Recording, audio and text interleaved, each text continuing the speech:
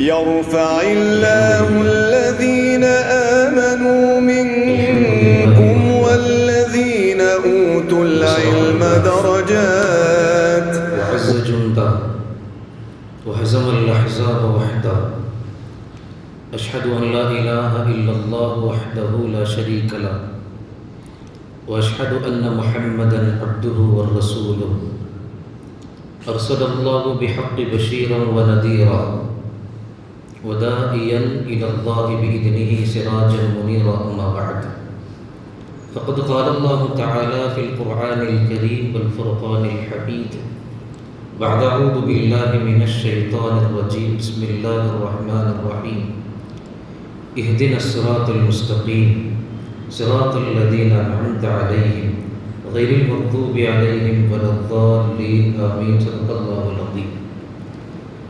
உலகை படைத்து பரிபாலிக்குகிற எல்லாம் வல்ல அல்லாஹ் ஒருவனுக்கே புகழ் அனைத்தும் உரித்தாகுக. ஒப்பற்ற நாயகம் முக்காலம் போற்றும் முஹம்மது ரசூலுல்லாஹ் ஸல்லல்லாஹு அலைஹி வஸல்லம் அன்னவர்கள் மீதும் அவர்களை அப்படியே பின்பற்றிய சத்திய சஹாபாக்கள், தாபிஈன்கள், தபஉ தாபிஈன்கள், சுஹதாக்கள், நல்லோர்கள், குறிப்பாக இங்கு வந்திருக்கிற இன்னும் வர இருக்கிற நம் அனைவர்களின் மீதும் அல்லாஹுவின் அன்பும் அருளும் என்றும் நின்று நிலவட்டுமாக ஆமீன். ஆரம்பமாக சலாத்தோடு துவங்குகிறேன். அஸ்ஸலாமு அலைக்கும் வரஹ்மத்துல்லாஹி வபரகாத்துஹு. அன்புக்கினிய இஸ்லாமிய சொந்தங்களே, உலகத்திலே படைக்கப்பட்ட மனிதனுக்கு அல்லாஹ் அன்றாட பல்வேறு அருட்கொடைகளை தருவது வழமை. இதுவே அவனின் அற்புதம் என்று குர்ஆன் நெடுக அல்லாஹ் பேசியிருப்பார். அன்புக்கினியவர்களே, அன்றாட நிறைய அருட்கொடைகள், நிஅமத்துகளை சாறை சாறையாக தினமும் இந்த உம்மத்திற்கு அல்லாஹ் அன்றாட கொடுத்து கொண்டிருப்பது அவனின் ஆகப்பெரும் அற்புதம் என்று குர்ஆனில் பேசியிருப்பார். அன்புக்கினியவர்களே, அந்த வரிசையில் அல்லாஹ் வழங்கிய நிஅமத்திலேயே தலை சிறந்த நிஅமத் என்ன தெரியுமா? உலமாக்கள் எழுதுவார்கள், ரூசுன் நிஅமா, நிஅமத்துக்கெல்லாம் தலை என்ன தெரியுமா? அல் ஹயாத்து மஅல் ஈமான். உலகத்தில் ஒரு நாள் ஈமானோடு வாழ்வதற்கு அல்லாஹ் கொடுக்கிற தௌஃபீக். இதுதான் அல்லாஹ் உலகத்தில் தருகிற ஆக உயர்ந்த நிஅமத். அல் ஹயாத்து மஅல் ஈமான். வாழ்ந்தால் ஒரு நாள் என்றாலும் அதை அல்லாஹ்வுக்காக வாழ்வதற்காக ஹயாத்தை தந்த அல்லாஹ் தான் ஆகப்பெரும் அற்புதவாளன். இதுதான் நிஅமத்துகளில் சிறந்தது என்று அல்லாஹ் தஆலாவின் வழி நின்று பேசுகிற உலமாக்கள் விவரிப்பார்கள். அன்புக்கினியவர்களே, எனவேதான் பெருமானார் ஸல்லல்லாஹு அலைஹி வஸல்லம் அவருடைய ஒரு ஹதீஸ் இவ்வாறு வரும்: ஒவ்வொரு நாள் காலையும் ஒரு மனிதனுக்கு இவ்வாறு செய்தி சொல்லுமா, ஒவ்வொரு நாள் காலையும், மனிதனே, அல்லாஹ் தஆலா உனக்கென்று தேர்வு செய்திருக்கிற மறுமைக்கான அவகாசம் நான், என்னில் நீ விளைச்சல் செய்து கொள், என்னில் நீ வியாபாரம் செய்து கொள். ஏன் என்று தெரியுமா?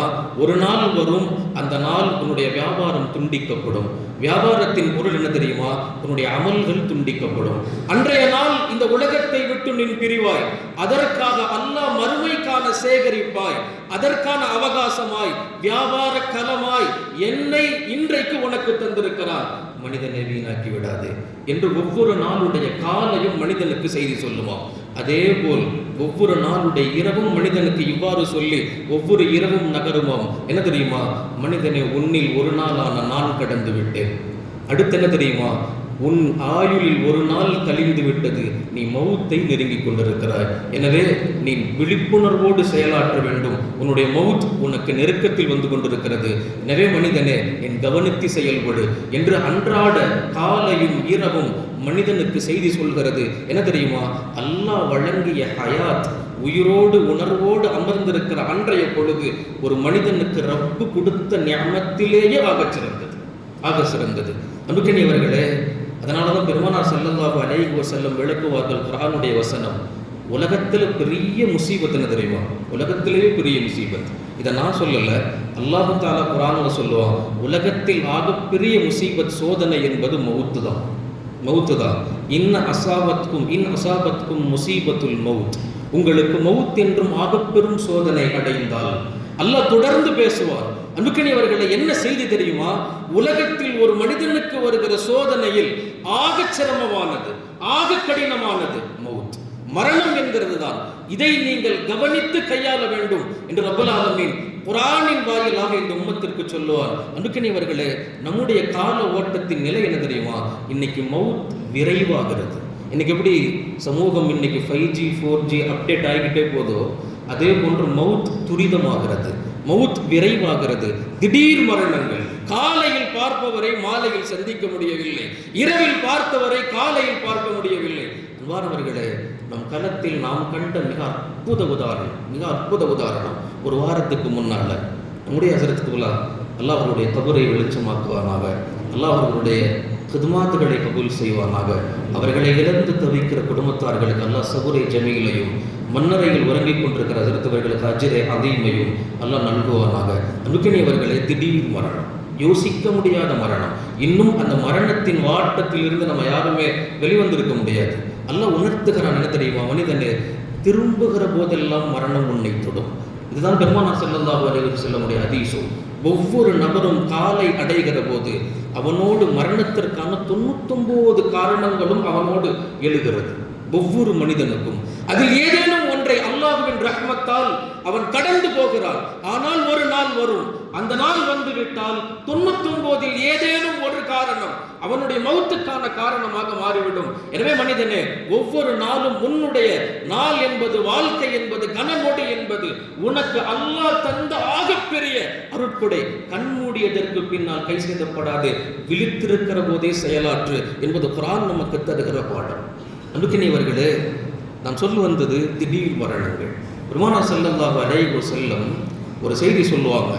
கியாமத்தினுடைய நாள் சார்ந்த அடையாளங்கள் பேசிக்கொண்டு வருவார்கள் ஒரு ஹதீஸ்ல. அது நீண்ட ஹதீஸ். அதில் 3 செய்திகள் சொல்லுவார்கள். அதில் 3வது செய்தி என்ன தெரியுமா? மறுமைக்கான அடையாளங்களாக நீங்கள் எதிர்பார்க்க வேண்டிய 3ஆம் செய்தி, உங்களில் திடீர் மரணங்கள் அதிகமாகும். ஐயுஹிர மௌத்துல் ஃபுஜ்ஆ, உங்கள் எதிர்பாராத மரணங்கள் உங்களை வந்தடையும். நீங்க என்ன செய்யணும் தெரியுமா? அந்த ஹதீஸ்ல பெருமானார் ஸல்லல்லாஹு அலைஹி வஸல்லம் விளக்குவார்கள். எனவே நீங்கள் தயாராகுங்கள், எனவே நீங்கள் தயாராகுங்கள். எப்போ வரும், எப்படி வரும் யாருக்கும் தெரியாது, ஆனால் தயாராக வேண்டும், தயாராக வேண்டும். இதை சொல்லிட்டு இன்னொரு ஹதீஸில் பெருமானார் ஸல்லல்லாஹு அலைஹி வஸல்லம் விளக்குவார்கள். திடீர் மரணம் சார்ந்த உங்களுக்கு கவலைகள் வேண்டாம். யாருக்கு தெரியுமா கவலை வேண்டாம்? ஒரு முஃமினுக்கு கவலை வேண்டாம், ஒரு முஃமினுக்கு கவலை வேண்டாம். மௌத்துல் ஃபுஜ்அத்தி ராஹத்துன் லில் முஃமின். பெருமானார் ஸல்லல்லாஹு அலைஹி வஸல்லம் விளக்குவார்கள், மௌத்துல் முஃமின், ஒரு முஃமினுக்கான மரணம் அது திடீர் மரணமாக இருந்தாலும் அது அவனுக்கு ராஹத் என்பார்கள், அது அவனுக்கு நிம்மதி என்பார்கள். ஏன் தெரியுமா? அவன் உலகத்தினுடைய எல்லா கஷ்டங்களையும் மறந்து உலகத்தினுடைய எல்லா சோதனை களங்களையும் கடந்து ரப்பென்னும் பேரின்பத்தாளனிடம் அவன் போய் சேரவிருக்கிறான்.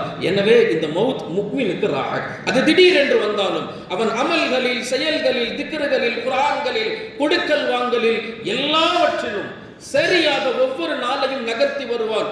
ஏன்? ரப்புக்கு பயந்து, மௌத்துக்கு பயந்து. வாழ்க்கையை செதுக்கியவனுக்கு திரும்புகிற போது மரணம் வந்தால் அது அவனுக்கு எந்த பாதிப்பையும் தராது. எனவே பெருமானார் விளக்கினார்கள், ராஹத்துன் லில் முஃமின், இது முஃமினுக்கான ராஹத். அல்லாஹ் நம்ம முஃமின்களை ஆக்குவானாக. இதே போல் வாலிம்களுக்கு இது மிக பெரும் கை சேதம் என்ற ஹதீஸை முடிப்பார்கள். வாலிம்கள் என்றால் இமாம் நவவி அதனுடைய விளக்கத்திலே எழுதுவார்கள். யார் தெரியுமா வாலிம்?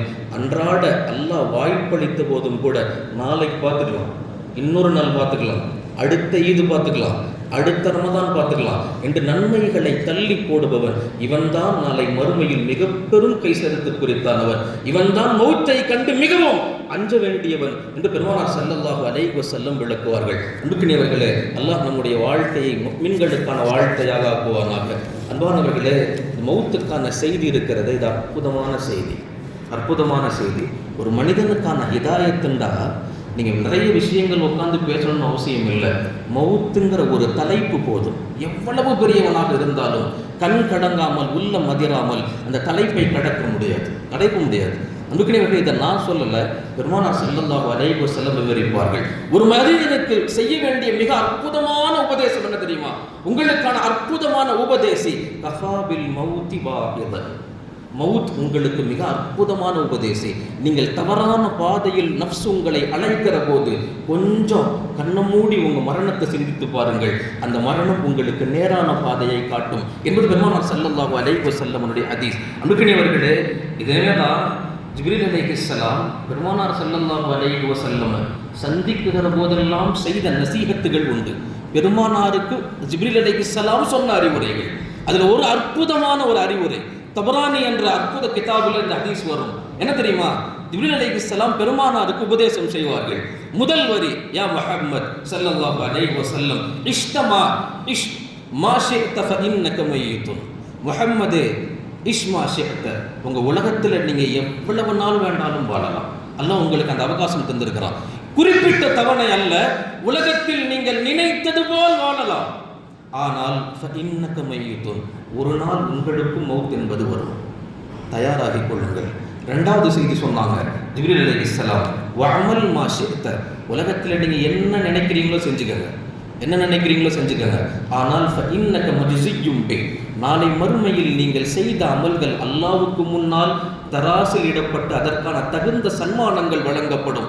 அந்த சன்மானங்களுக்கு உரித்தான அமல்களாக உங்கள் அமல்களை உருவாக்குங்கள். இது ரெண்டாவது செய்தி. மூணாவது சொல்வார்கள், வஹ்பிப் மிம்மன் ஷிஅத, நீங்க யாரை வேணாலும் நேசிச்சுக்கோங்க, அளவு கடந்து பிரியப்படுங்க. இதையெல்லாம் ஜிப்ரீல் அலைஹிஸ்ஸலாம் முஹம்மது ஸல்லல்லாஹு அலைஹி வஸல்லமுக்கு சொல்லுகிற நசீஹத். நீங்க யாரை வேண்டாலும் நேசியுங்கள், அளவு கடந்து எவ்வளவு வேண்டாலும் நேசியுங்கள். ஆனால் ஃபஇன்னக முஃபாரிகுஹு, ஒரு நாள் உங்கள் நேசத்திற்குரித்தானவர் உங்களை விட்டு பிரிந்தே தீருவார், அதற்கு காரணம் மவுத் என்று பெருமானார் ஸல்லல்லாஹு அலைஹி வஸல்லமுக்கு மூன்றாம் உதாரணம் சொன்னார்கள். நாலாவது கடைசியாக முஃமின்களுக்கான செய்தி என்ன தெரியுமா? அற்புதமாக இந்த ஹதீஸை முடிப்பார்கள். வஅலம் இன்ன ஷரஃபல் முஃமினி ஸலாத்துஹு பில்லைல், முஃமின்களுக்கான சிறப்பு என்ன தெரியுமா? முஃமின்களுக்கான அந்தஸ்து அல்லாஹ் என்ன தெரியுமா? ஸலாத்துஹு பில்லைல், இரவில் அல்லாஹுக்காக தனிமையில் நின்று தொழுகிறானே, இதுதான் அல்லாஹ்விடத்தில் அவருடைய அந்தஸ்தை உயர்த்தும்டாங்க. அடுத்த செய்தி சொல்வார்கள், வஇஸ்ஸுஹு இஸ்திக்னாஹு அனின் நாஸ், உலகத்தார்களிடத்திலே ஒரு முஃமினுக்கான அந்தஸ்து என்ன தெரியுமா? அவன் பிறரிடத்திலே தேவையற்றவனாக இருத்தல், இஸ்திக்னா, தேவையில்லாமல் இருத்தல். இது உலகத்தில் அவனுடைய அந்தஸ்தை உயர்த்தும். இரவு தொழுகை, அல்லாஹுக்காக நிற்றல், அந்த நிற்றல் நாளைக்கு மறுமையில் அல்லாஹ்வுக்கு முன்னால் அவனுடைய அந்தஸ்தை உயர்த்தும். கவனித்து செயலாற்றுங்கள் என்று பெருமானார் ஸல்லல்லாஹு அலைஹி வஸல்லம் அவர்களுக்கு ஹஜ்ரத் ஜிப்ரீல் அலைஹிஸ்ஸலாம் செய்த உபதேசம் இது. அன்புக்கினியவர்களே, எனவேதான் பெருமானார் ஸல்லல்லாஹு அலைஹி வஸல்லம் மௌத்து சார்ந்த சிந்தனையை தன்னுடைய உம்மத்திற்கு அதிகமாக, தன்னுடைய சஹாபாக்களுக்கு அதிகமாக சொல்லுவார். நீங்கள் பல முறை கேள்விப்பட்டிருக்கலாம், பல முறை பெருமானார் ஹதீஸ்ல சொல்லுவாங்க, மன் ஆக்கிலுக்கும், உங்களில் ரொம்ப பெரிய அறிவாளி யார் தெரியுமா? மனில் ஆக்கில், அறிவாளி யார் தெரியுமா? ரொம்ப பெரிய அறிவாளி. பெருமானார் ஒரு வரி சொல்லுவாங்க, பேரை கடந்த டிகிரி உள்ளவர், உலகத்தில் நிறைய சம்பாதிச்சவர், நிறைய பிஸ்னஸ் மேக்னெட் அவர், பல சொத்துக்களுக்கு உரியவர், நிறைய தந்திரமான விஷயங்களை செய்பவர் இல்லை. பெருமானார் விளக்குவார்கள், அல் கைஸ், உங்களில் அறிவாளி யார் தெரியுமா? மன் தான நஃப்ஸஹு, தினமும் தன்னுடைய நஃப்ஸை பரீட்சை செய்வார். இன்னைக்கு என்ன செஞ்ச, நேற்று என்ன செஞ்ச, நாளைக்கு என்ன செய்ய போற, செயல்கள் ரப்புக்கு உகர்ந்ததாக உள்ளதா என்று அவனை நோக்கி கேள்வி எழுப்பப்படும் நாளுக்கு முன்னால் அவனே தனக்கான கேள்விகளை எழுப்பிக் கொள்வான்.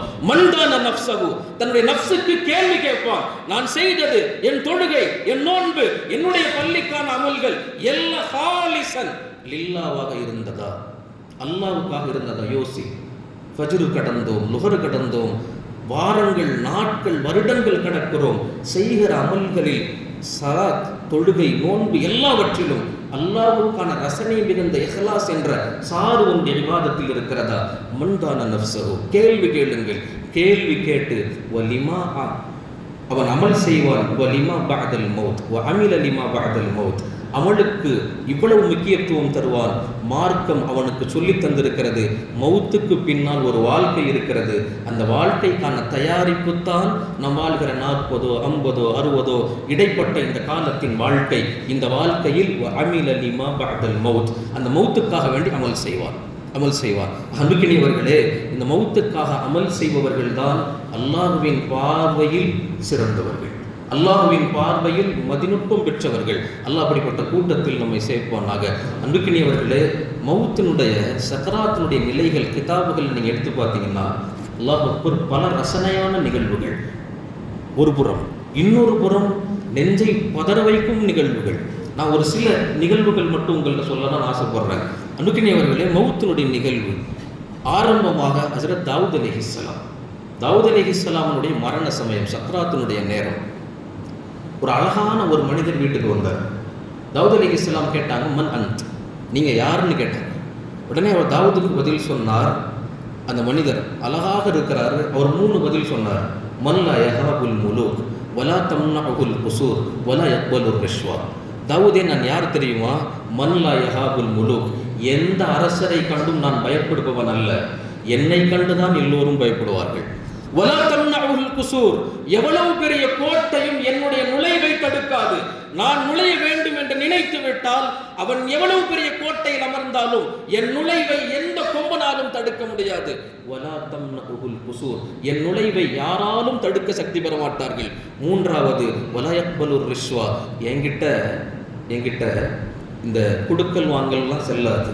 அதாவது பொதுவாக வெளிப்படையாக சொல்லணும்னா என்கிட்ட லஞ்சம்லாம் செல்லாது. இன்னைக்கு போயிட்டு நாளைக்கு வாங்கலாம், இந்த வேலையே இல்லை. நான் வந்தால் என் வேலையை முடிக்காமல் போக மாட்டேன்.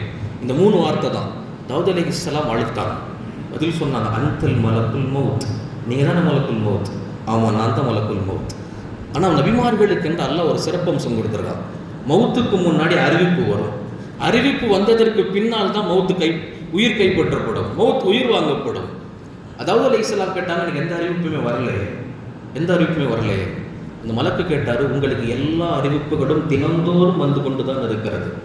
தாவூத் அலைஹிஸ்ஸலாம் சொன்னாங்க, இல்லை எனக்கு வரலை.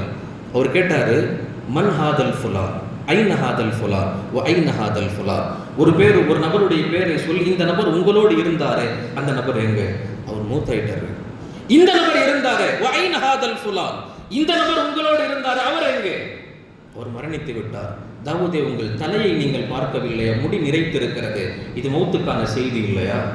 தாவூதே, உங்களுடைய உடம்பின் எலும்புகள் தளர்ந்து நிற்கிறது, இந்த தளர்வு தெரியவில்லையா? நீங்கள் மௌத்தை நோக்கி நகர்கிறீர்கள் என்று யோசிக்கவில்லையா?